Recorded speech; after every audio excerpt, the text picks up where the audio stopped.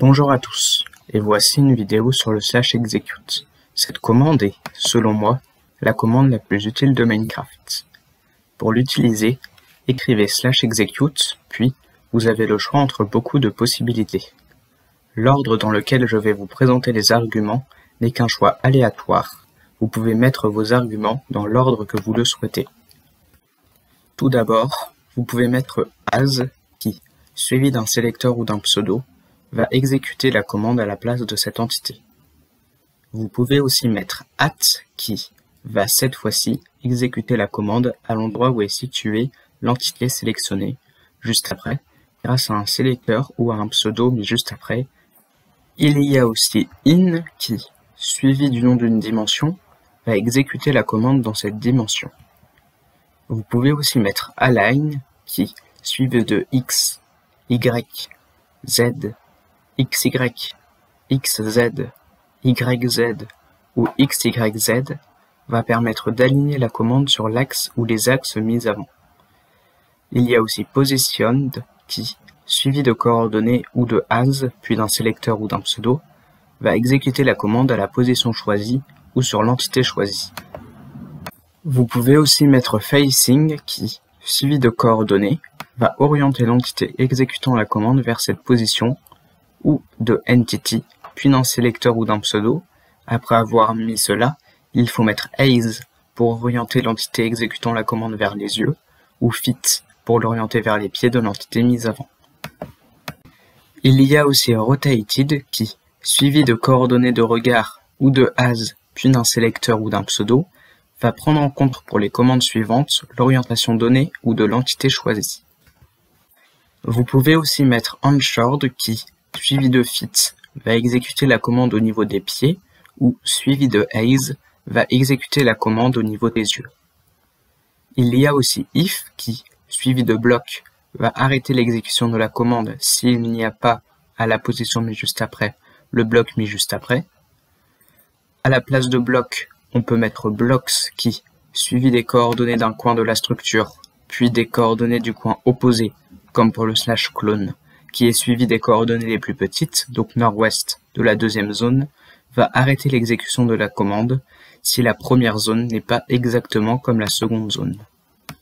On peut, à la place, mettre data qui, suivi de bloc, puis les coordonnées du bloc ou de entity, suivi d'un sélecteur ou d'un pseudo. Ensuite, il faut mettre le chemin d'accès au NBT, comme dans la commande /data. L'exécution de la commande sera arrêtée si le chemin d'accès n'existe pas pour le bloc ou l'entité choisie. Vous pouvez aussi mettre après if entity qui arrêtera l'exécution de la commande si l'entité mise juste après, grâce à un sélecteur ou un pseudo, n'est pas connectée. À la place de entity, vous pouvez aussi mettre score qui, suivi du pseudo, du sélecteur ou du nom du score, puis suivi du nom de la variable. Ensuite, vous pouvez mettre le symbole plus petit qui, suivi d'un autre score, nom d'un joueur, sélecteur ou nom du score, puis le nom d'une variable, arrêtera l'exécution de la commande si le premier score n'est pas plus petit que le deuxième. À la place du symbole plus petit, vous pouvez mettre plus petit ou égal pour que l'exécution s'arrête si le premier score n'est pas inférieur ou égal au deuxième. Égal pour que l'exécution s'arrête si le premier score n'est pas égal au deuxième. Plus grand que pour que l'exécution s'arrête si le premier score n'est pas supérieur au deuxième. Plus grand ou égal pour que l'exécution s'arrête si le premier score n'est pas supérieur ou égal au deuxième. Ou matches qui doit être suivi d'un nombre entier. Ou alors un nombre entier, puis 2 points, puis un deuxième nombre entier, pour que l'exécution s'arrête si le score n'est pas égal au score ou n'est pas compris dans les deux scores mis.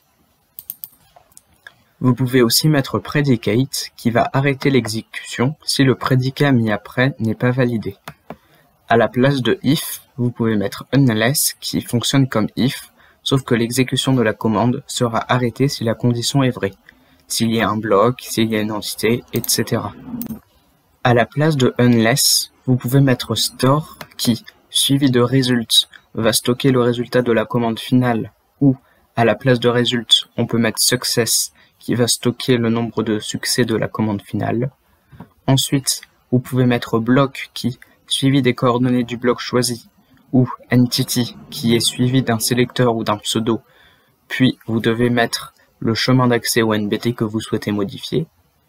Enfin, vous avez le choix entre byte pour des données codées sur 8 bits, double pour des données codées sur 32 bits, float pour des données codées sur 64 bits, int pour avoir des données codées sur 32 bits, long pour des données codées sur 64 bits, et short pour des données codées sur 16 bits.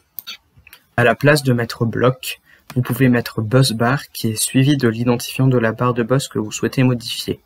Enfin, vous avez le choix entre max pour modifier la valeur maximale de cette barre de bus et value pour modifier la valeur de cette barre de bus. Sinon, vous pouvez mettre score à la place de busbar. Après, vous devez mettre le sélecteur, le pseudo ou le nom du score, puis le nom de la variable que vous souhaitez modifier.